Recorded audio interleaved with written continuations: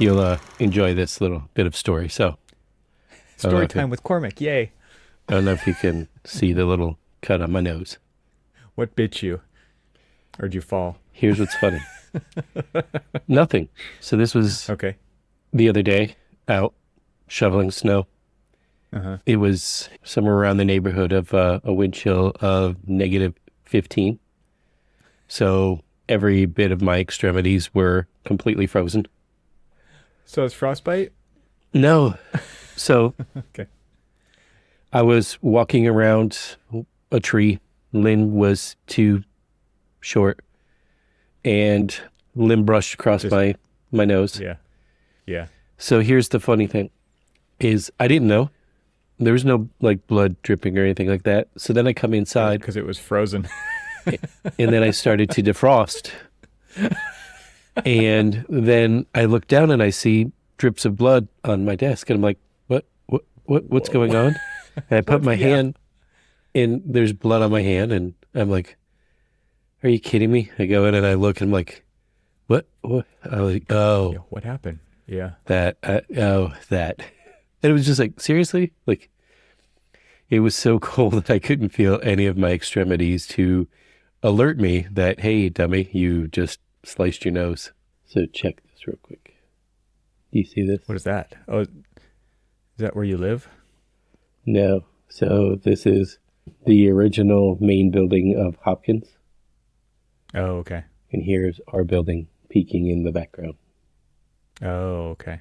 Looming. Looming. It's looming in the background. It's photobombing. That's what your building's doing. It is. Your window is your not your window. Your building is actually photobombing that classical piece of architecture. I know, right?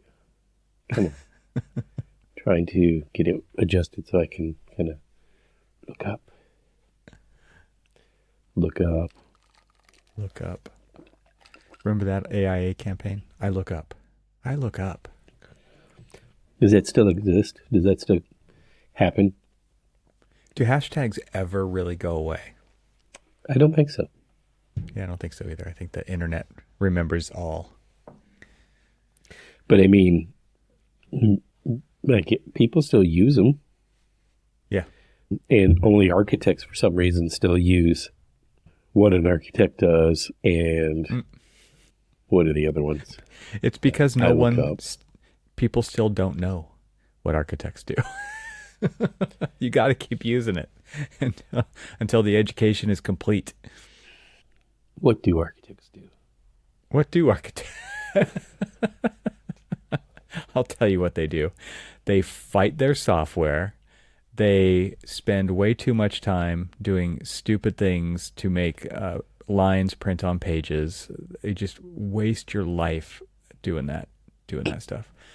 Wow. That's what architects do. I That's miss optimism. that. That, sir, is optimism. Yeah, I know. I was editing my other podcast today, and my guest on that episode said something I thought was a great quote, and so tell me what you think when you hear this. It's not about architecture, it's about the life afforded, and so it obviously implies that you have a life outside of. It's not all about architecture. So interpret. Architecture. It's not The about architecture. pursuit- It's about the life afforded. So is it the pursuit of and or the profession of architecture affords you a certain lifestyle? Is that I is think the it's more of an indication? ethos of how you apply yourself to architecture than it is about, like, it's not just like if you become an architect you will have a good life. It's not saying that at all. Okay. It's saying something very different, which is more of an ethos or an approach to thinking about how you apply yourself to the profession. And there are we just had this episode, Cormac. We just had the I apply myself 100%, man. In more fact, than that. in fact, I believe it's way more than that. yeah. I believe billable time is like somewhere around 160, 170. Yeah, I'm not surprised. So how's that going? I'm here to be your Honestly, accountability partner do for, you, for do this you episode. Well, let's do a little catch up here and see how it's going so far. honestly, it's been going well. Probably much to the chagrin of the people who continuously keep messaging me in the evening, let's just say The times after when you used to be able to be found at the computer. the times that I used to be able to be found. Somebody was just ringing me last evening, actually. Computer was still on. It seems like it takes forever to go to sleep, and I don't just shut it down. I let it fall asleep. And so I was downstairs, and somebody had then texted me, and they said, "Oh, I was just trying to call you through Zoom. Do you have a minute?" I'm like, "It's 8:30 at night. Unfortunately, I don't." Did you say that I out did. loud, just No, to no, no, yourself, no, or no, no, no. That was back to them? That was the reply back to them. I was like, "It's Nice. 8:30 at Wow. night. Unfortunately, I don't." And they were like, "Oh, well, I guess it can wait till the morning." Like, Oh, yes, you think? yes, it can. And my follow up You response to them was, "You should probably log off and go enjoy some life." Yeah, right. Something like that. I don't think it sounded a little bit harsher than how I said it. Right now. Yeah. Yeah. So you said it nicer than that. I said it a lot nicer than that.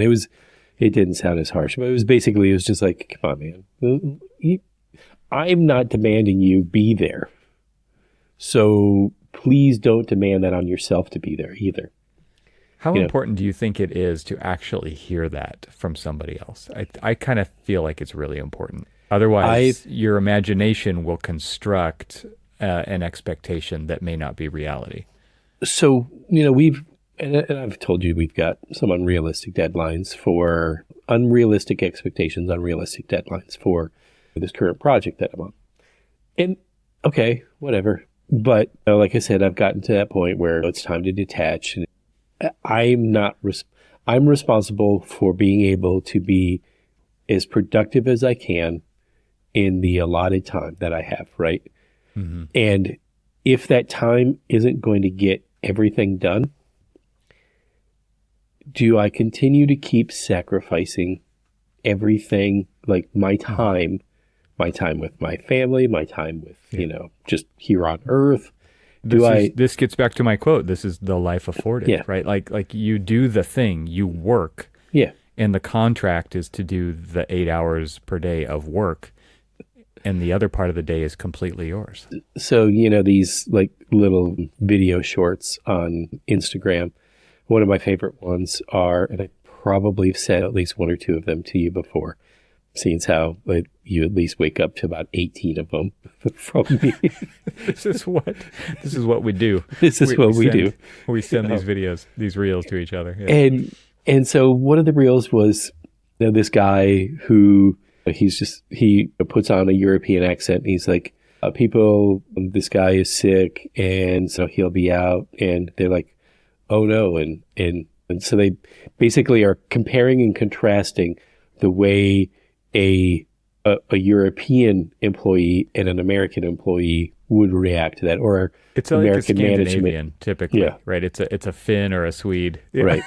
And he'll get to the American, and he'll do the American one. It's just like, hey boss, I'm going to be out for 15 minutes. I'm having open heart surgery, but I'll be sure to make it up in the later on today. And you're like, this is the expectation that we have. And so I bring that up not quite because to that extreme, but yes. Well, I know. I bring this up because I am trying to. So as I'm trying to reprogram myself, I'm trying to also reprogram the people that I work with, because I'll have. Well, you were setting a really bad example. So yeah, I was setting a bad example, sure, but I think the profession sets the bad example. And so they were texting me, and they're like, "Hey, whatever you need help today, just let me know." I'm like, "It's Saturday," and they're like, well, yeah, but we've got this deadline. I understand that, but it's Saturday, and you have children, and go spend time with them. Just don't use work. I don't necessarily say want to use it as an excuse, but just because you have work doesn't mean you have to do work on your time, on the time that you've earned, right? The time away from it. Yeah. It sounds crazy that we even have to say this stuff out loud. It sounds absolutely absurd. Yeah. I will say that, did I go back to the computer a little bit last evening? Sure, because I was also, I traded a little bit of time. I was out slicing my nose open, in frigid temperature while look, yeah, you scraping. Have to do what you have to do. And so I was out like doing some personal work for an hour and a half, and so I'll give you that hour and a half back. I don't shortchange anybody on the hours that I owe them, but I'm also like, it's 8:30. Sorry, not available. Yeah. So back to my question: do you think people need to hear that? Because I think people do need to hear that over and over and over again. People. So let me ask you this, because this seems to be something that people fly this flag of pride. It's just like, oh, I'm out there hustling. I'm up at 4 a.m. and I'm working till 10 at night. Like, the more I hear other people say, they're out there hustling, they're making it happen and all this other stuff, the more that I hear that, the more I realize what I was doing to myself. And I look back at him like, why? Like, well, okay, so let me take a stab at that one, because I think it could be interpreted in different ways. So the idea of side hustle is kind of a weird term that I think a lot of people have an allergy to, especially in architectural land that we live in, which is, I mean, you could describe it as moonlighting, you could describe it as a side hustle, but there's generally an allergy to working more, right? And so I think a lot of times when people say they're out there hustling, we could interpret it as they're working more on something. Now, where I want to make the distinction here is I don't think we should interpret it that way. I think we should ask more questions, because I think that there is an importance to a side hustle if it is bringing passion and inspiration back to what you are as an architect. And so if you're making money doing it, okay. Sure. If you're not making money doing it, okay. Like just call it what it is. But if it's a side hustle to you, then that probably means you're making money on it and it's important to you. But it's also invigorating you to do better. My hope would be that it is invigorating you to do better at your main thing. Right. And I think that leadership in firms that you are employed at should appreciate that at some level, because you are I would hope, a better architect for it, because the career of architecture and this thing are separate things, but they inform each other. So I can agree with that. But when people take pride in, oh, I'm outworking you, like, hold my beer. I've been outworking everybody. Is that what it means when they're hustling? Okay, so I went the other way. I went with but you are right. But there are people, friends of ours, that they will take pride. Their go-getter. Their job. They're a principal at a firm or something like that, and they're out there, bragging about how much time they spend doing work. Yeah, and there's some weird competitive thing going on there. Exactly. Is that enriching your life? Is that improving you as an architect? Mm-hmm. I mean, could be. Or is it just that internal political competition that we find in corporate America? Right. Yeah. Right. I mean, not just America, even. If people want to start comparing time cards, I mean, I'm ready. But that's not, Please no. I don't want to be at that lunch discussion. That sounds terrible. But I think that's what has been the detriment to the profession is Because as we talked about the whole, it leading to burnout and things like that. I agree with, if you're talking about hustle as a way to enrich yourself in being a better architect, a better employee or a better employer, experiencing things to like really broaden your understanding, your horizons, all that other stuff. Okay, that I can get behind. I mean, I don't even want you to do it for those reasons. I just want you to have other experiences. Right. Sure. That's what I meant. Yeah. Right. Okay. Yeah. That's however it's improving your life, your way of life. How that part is great, and that part I can totally get behind. But when it's this very I would say that it seems like it's a very American thing, but it may not necessarily be just an American thing, as we've kind of talked about in the past. But this need to outwork people, this need to there's another series of reels that I've been following, and it's this guy who basically is just like, he's acting out like real situations in corporate America. And the most recent one that I watched was employees, the staff gets pulled into the conference room for a 5 p.m. Meeting. And they're just like, raise your hand. How many people do you believe that this is a 9-to-5 job?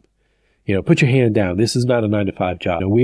We're here to, he's like, I want you to live and breathe, this. I want you to give your all, give everything to this job. We all want to succeed. We all want the company to grow, and we can't grow as a 9-to-5 job, and I keep thinking to myself, why can't you? Does it really demand that you wake up at 4 a.m. and go to bed at, like, log off from your workday at 10 p.m.? What is that accomplishing? Is that accomplishing this, are you amassing wealth? Well, what are you doing with that wealth? Is it like dollar wealth? Is it spiritual wealth? Is it emotional wealth? I mean, is it family wealth? Like, what if you're just doing it to build your capital wealth? Does that really measure the quality of life that you're living? So back to that question, back to that, statement, question, whatever it was that your guest on your podcast, your moonlighting podcast, your other hustle, my side hustle, your side hustle. Totally is. Yeah. I'm at the point in my life where I do not have a main employer except for myself, right? And so, I don't know if we've really talked about that on this podcast, but this is, it is my side hustle. I don't necessarily know if it is just your hustle. It is your, like, all my hustle. Yeah. It's my work. Yeah. But it does enrich some of our conversations, as I just gave an example of by sharing that quote with the audience here and you. So. Yeah. So, because you were going to say, back to the quote. It's not about architecture. It's about the life afforded. Right. And I think that doing a really strong analysis of what you do and how it translates to, maybe in this particular case, it's like the life afforded. How are you living your life? I mean, what are you doing with? Okay, sure, you're an architect, you're earning a good salary, hopefully, or you're whatever. Maybe not. Maybe not, Somebody asked me, real quick side diversion here, somebody asked me, it's like, hey, are you going to the Lions-Buccaneers playoff game? So just a date, How much are those tickets? And so I have actually been paying attention to, I was just like, what I do for a living, and actually some of I have no idea what that actually means. Yeah. And the funny thing was that it was a person who I work with who was asking me that. I was like, where I work? What I do for a living? Like, It's not rhetorical. And so they're like, well, what are some of the prices of the tickets? I'm like, well, I started seeing things at like $1,100. And now that minimum price just keeps getting ratcheted up, and the closer and closer it gets to the game. Longer, the minimum price, right? The minimum price is like around like $1,600. And like, Wow. okay, so say if my wife and I wanted What to could go you do to with that. $1,600, Cormac? Okay, or That's like how about more than 2 months of $3,200? car payments. That's a mortgage payment. I don't know what it is. It's a lot of things. So $3,200, right? Because No, you could just go by yourself. What are you talking about? yeah, my wife wouldn't be too happy if I went by myself. So Is she a huge $3,200. fan too? She is. Okay. And so then parking, then Oh God. food at the game, and all of that other stuff. Can't do any of that. And Those come on now, those are frivolous. well, if you're spending $3,200, you gotta. They're nothing. You might. I was going to say that that's Drop in a bucket. that's all peanuts. Right. So I was like, no, I'm not. I would much rather sit at That's home. an easy decision. That's Yeah. an easy decision. Yeah. Geez. I've gotten to the I point mean, where I'm all for people spending the money they make on whatever they want. I mean, honestly, it's you don't yeah, get to take yeah. it when you're gone. You might as well Right. do something with it now. And if that would truly make you happy, you should totally do that. Oh yeah, yeah. But you should also think about it really hard. Yeah, Well, it's not. Yeah. What's interesting is I've kind of gotten to the point. Somebody was asking me, what was the last concert that you went to? And yes, I did go to a concert to the Lemonheads to take my daughter to her very first concert. And it was a small venue, standing room, but in just a really small place. And so that to me, comfortable, fine.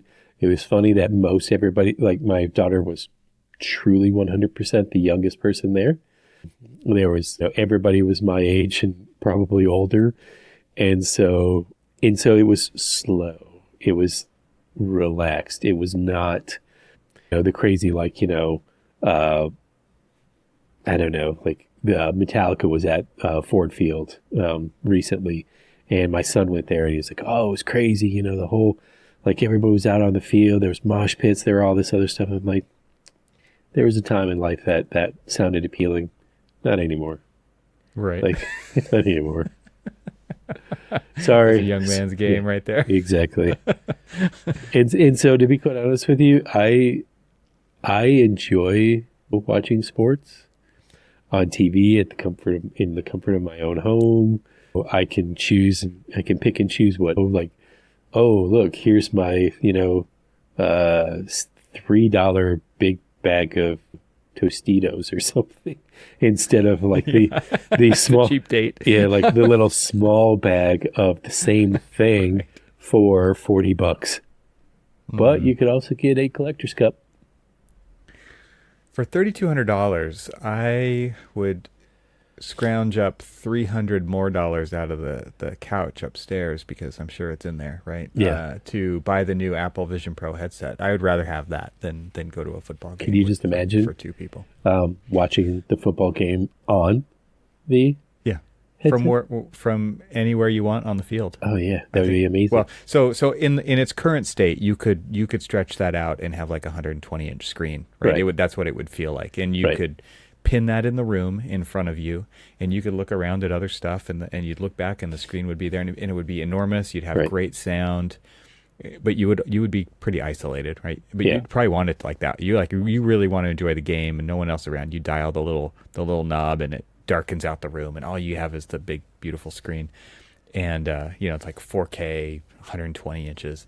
Yeah. But there will be a day when, because the technology in the architecture, in the building, is going to be at a point where every single player's movements are going to be fully tracked, textured, represented in virtual space. Well, and you're going to be able to watch that game from anywhere you want in that stadium. And that is going to be an insane experience. And I hope it happens sooner than later, because I would love my 80-year-old father-in-law, who loves the San Francisco 49ers, to experience a game like that. I think where he would he's just literally standing right next to Kyle Shanahan on the sidelines. I don't know that name, but yes, that person. Okay, well, your 80-year-old father-in-law knows that's the head coach of the San Francisco 49ers. So he can tell the coach which plays to run. Exactly. Here's what you should be doing, because I'm sure he has those opinions. I hear them when I watch the games with him sometimes. But that would be so incredible, wouldn't it? Like Yeah. to just, I think that when this whole quote unquote new era of spatial computing, Hmm. it's going to be driven by entertainment, just like technology is for our field and visual effects, and it's video games and high-end visual effects penetrate other markets, and now it's going to get to consumers in a way that they haven't been able to experience before, because company like Apple, who delivers real experiences for people, is going to think about this differently than the other VR companies that have been out there before. Not that they don't matter, because Sure. they do matter on how we got here, but Sure. I think the experiences people are going to be able to have, this is something that architects should really be paying close attention to, because this Yeah. spatial awareness, spatial experiences that are digital are going to then work their way back into the physical world. People are going to be extremely interested in making their space as good as the virtual spaces that they experience, because they're going to be disappointed when they take those headsets off and they're like, oh, this is my house and it's pretty boring. So remember back to the conversation that we had years ago with the fellow from Shop Architect, and John Surround. Yeah, thank you. And he was talking about how they were implementing real-time data in the construction. When things like a large, when he was talking about that ceiling, and how the ceiling was basically measured, and then the steel was put in, and then remeasured, and then other things were fabricated off it, and everything was laser scanned, and then they bring it back in and compare it to the BIM to make sure that it's actually matching up, that kind of thing. So think about how that and LiDAR and like high def imagery and all of this other stuff can give us real-time feedback. So to the point of when we're having, say, a virtual construction meeting, or somebody asks an RFI, and they're like, well, I need to see, I really need to kind of understand like what it is that you're asking about. A lot of times it's like, give me more photographs, or I'm going to have to do a site visit or things like that. And sometimes, say, you're doing things internationally or a different part of the country or whatever, and that's not always as easy to be able to get, a real-time return on the information that they're looking for. And I can see this playing a big role, not just in the design aspect of things, but also in the construction aspect of things. Mm-hmm. To the point where... There was a few years ago when we were looking at a technology developed by an Israeli startup who were using the Microsoft HoloLens, which is an AR. Yeah. It's like, it was actually pretty well adopted in construction, because you could overlay the virtual world on top of the digital world and see things like where HVAC ducts were going to be installed, for example. But what they had done was they were taking this and using its cameras to scan a room on site, and they were piping that back to offices, our office, where our senior construction administration person had another set of goggles on, and the space that the person on site was capturing was being sent back in near real time to the person who was going to answer the question. Right. And it was like, look to your left, go down, and it was like, where's this embed need to go? There's a conflict with something else, right. And they could actually capture it in real time, sketch virtually in real time on top of that, and solve the problem right then. We're going through on another project, we're going through this effort of doing some redesign for user groups now that we have user groups on.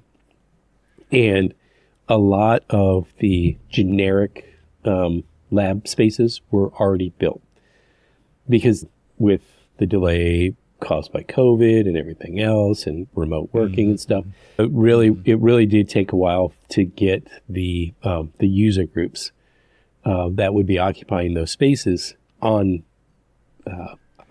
like committed to the building. And so now that we're there, and things have been built, And now that we're really understanding some of their demands, what they need for their labs to like work seamlessly, we're obviously running into conflicts because some of this is an existing building, some of it is There's new new building. information now, There's right? a lot of new, Yeah. a lot of new information, a lot of new requests for things to be done in spaces that may or may not really accommodate them. And to be able to see when you're looking up and say your model, say you're the contractor and the engineer is talking about, okay, well, I need to run a new duct, a new exhaust duct. Where do we have it? We're getting information, so we're looking at the structure, we're looking at the in-place piping and the in-place ductwork and all of that other stuff, trying to find routes for this. And we spend a lot of time. We spend a lot of time going back and forth with the contractors, trying to work through all of this stuff. And sometimes I always wish, he's like, God, I wish that we could just really almost see real time, almost see an overlay of, well, clearly it's something that we could very well do. It is something that can be done right now, actually, and the under construction part of it is really being pioneered by robotics companies, because those things are doing the work when nobody's at the building on the job. So they'll send, Boston Dynamics has the Spot robot, the yellow four-legged, the quadruped autonomous robot that you can mount different, they call them payloads, on top of. So that could be a 360 camera, it could be a LiDAR scanning camera. There's even an arm, so it can actually open door with doorknobs and go through them. It can go up and down stairs because it's not like a tread-based or a track-based or a wheel-based robot. It actually has legs, right? So it can go upstairs, it can go downstairs.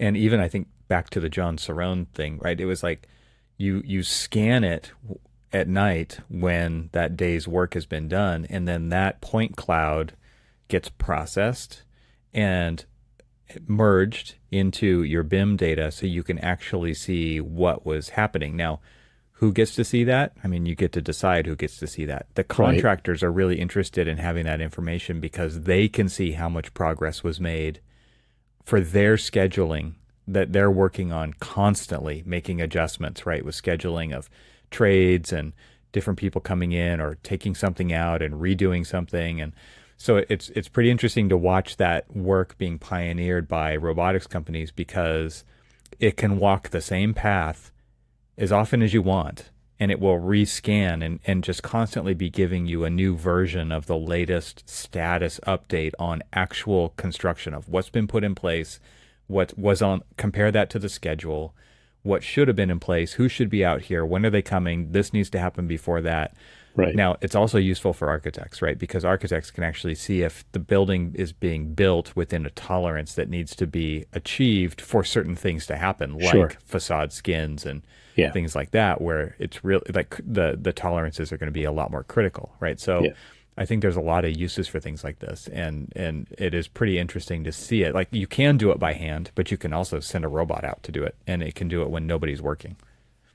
You're getting a level of accuracy probably that, Oh, it's crazy. Yeah. It's within a millimeter over 300 feet or something. It's probably more accurate than that when they're doing actual LiDAR scanning. Sure, exactly.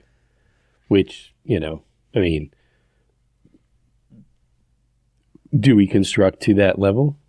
We would like to. Depends on the sophistication of the contractor, the materials. Exactly. Depends on a lot of things. Yeah. Right.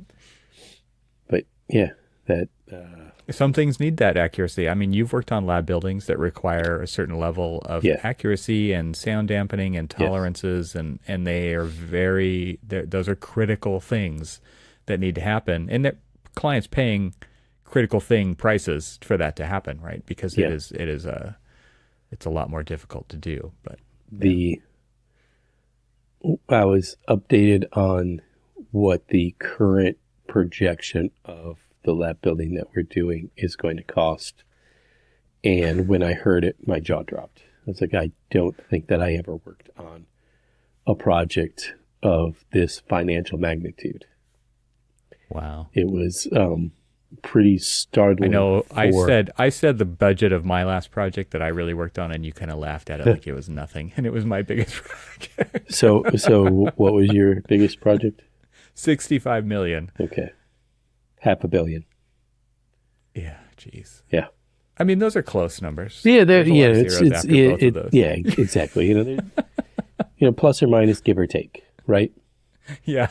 I mean, It's scary being in charge of that much, the decisions that go into spending that much money. And so they are looking for that millimeter tolerance. They are looking for a high level. To be perfect. Exactly. Right.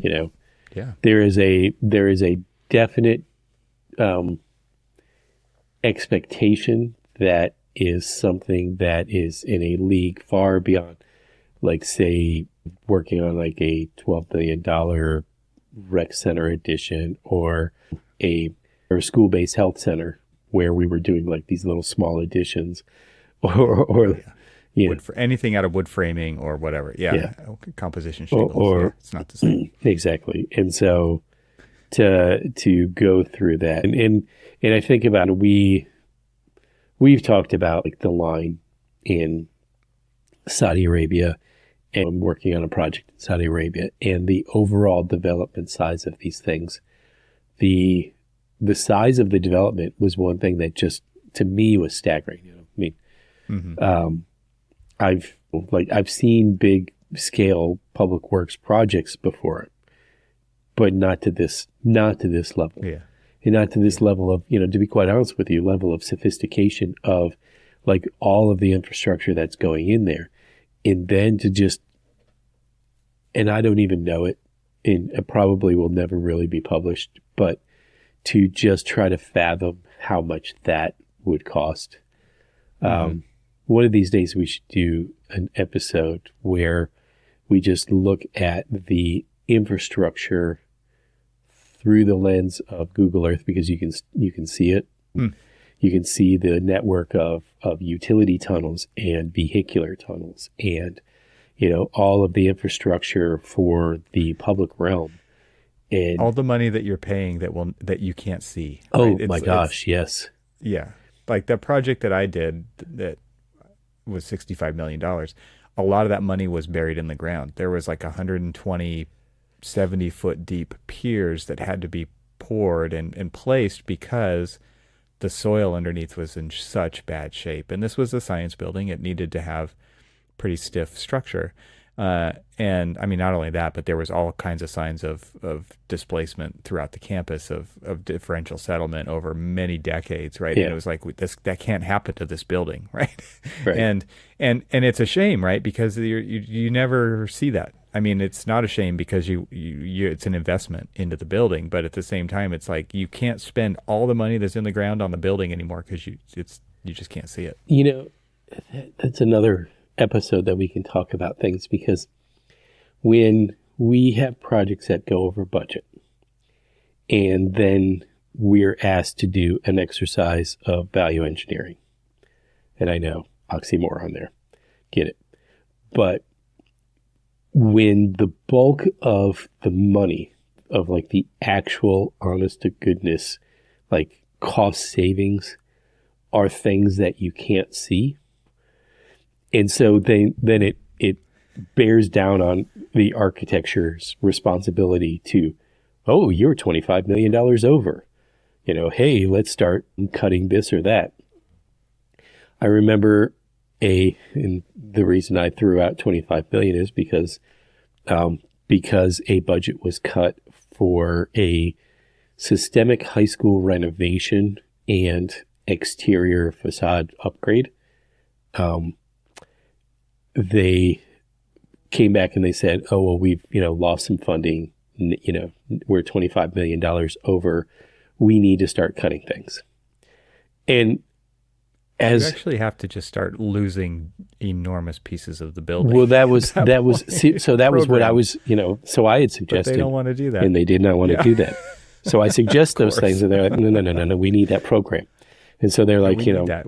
People are depending on that. The people, you can't break everyone's heart who's wanted that for the last 20 years, kind of a thing. Yeah. So what? So let's just build it out of popsicle sticks. Exactly. What's the answer? And so to realize that you would have to go through it's hatchet jobs when you're talking about millions, tens of millions of dollars. Clear cutting. We're doing clear instead of doing hatchet jobs. Instead of cutting kindling, you need to do clear cutting. Yeah, it is not scalpel. It is, it is, as you say, slash and burn. It's find the big ticket items, and it's so interesting because this is when I started to like ease up on other architects and what the final product was. Because once you've been through it. Because once you've been through it, there's so many things out of your control like that. Yeah. It's and you don't know that story because you don't know that story. Exactly. And it's like you can look at it and on the surface you're going to judge it based on the ideal situation. It's like, wow, this is really not ideal. It's like, well, you should have seen what we had to go through. Yeah. That story is not told. I was walking around a building with another architect in San Francisco during the AIA convention. You were at. I was stuck in a booth. Yeah, you were stuck in your booth, and so we were walking around and we were touring it. And the first inclination for us was to say, "Oh, well, I would have done this," or "Oh, I would have done that." And I rebutted. You were spending someone else's money. I rebutted with, "They probably did," and it's just like, oh, this canopy could have been so much better if they did that. Like, yes, but it would have been so much more expensive. And what is the first thing to go is it's architecture. It's the low-hanging fruit that you think that you can save so much money on. And when you go through and you're like, oh, well, we still need a canopy, but now it's going to be this. And so it's like you're taking, like small percentages off of like the real money. It's not, as you said, it's not this clear cutting. It's not like the big hatchet job of like, you've got to cut program. You want to save $25 million. There's, 25,000 square feet of additional, like, that addition that you wanted. There you go. A later phase. Yeah. Later phase. Exactly. Nobody wants to hear that though. I mean, and what's crazy is like your contract obligates you as the architect to refine the design to get it within budget. Yeah. And you do that work for free because there's no more fee. Right. And usually it comes so late in the process, there actually is no more fee. And really at the end of the day, I've found so many times the cost savings effort ends up costing the same amount or potentially more. Oh, dude, I didn't even really want to go there, but since you said it, I mean, I can't tell you how many times I've been through a VE session only to hear from the estimator who works for the contractor say, we're still the exact same number over. How many times have you gone through that effort where they're like, yeah, but that was yesterday's price. We had that locked in. Or we found more stuff in the building that we didn't know was there. Well, it's like, what are you talking about? It's been there the whole time. You've had the plans the whole time. Every time there's a new set of plans, you have the set of plans. It's ridiculous. Well, one of the interesting things about, because we heard the 500 million number, we started talking about what the original number was. And then we talked about what some of the causes for the escalation were. And then we talked about, other scope creep items or ads or building things out and then basically tearing them out and rebuilding them with different user groups and things like that. And one of the things that they never seem to take into account, but yet every single solitary person knows that this occurred, was COVID. This was supposed to actually go start construction just around, so actually it had already started construction before COVID. Remember how much a sheet of OSB was? Oh my gosh. It was like $80. Yeah. I might even be underestimating there. It was there was some meme going around where there was like this barn find of Well, an old 911 with a sheet of OSB on it, and it was like I know what I've got, yeah, yeah, yeah, yeah. and it was regarding the sheet of OSB, Exactly. not the Porsche. Exactly. Yeah. And I know that we've diverged from what we were originally talking about, but these are the things that it's interesting how we don't think about like all of the other things. Like, so let's bring it back to this conversation that we were having earlier about affording Affordances. the Yeah. yeah, is that these are all of the things that sort of affect the way that we do what we do and why we do it. And sometimes that's some of like the cause and effect of why we do the 4 a.m. to 10 p.m. kind of like, work shifts is like we feel like we need to play the hero. And it's like, all right, we're $25 million over. I'll find it, kind of thing.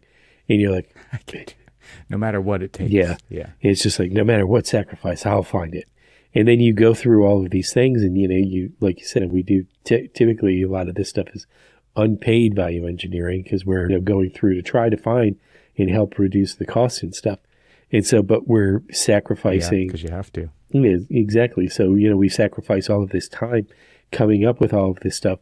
I remember, presenting, I don't know, it was like 50 pages of different, like all sorts of different options. It was this menu of all of these different things.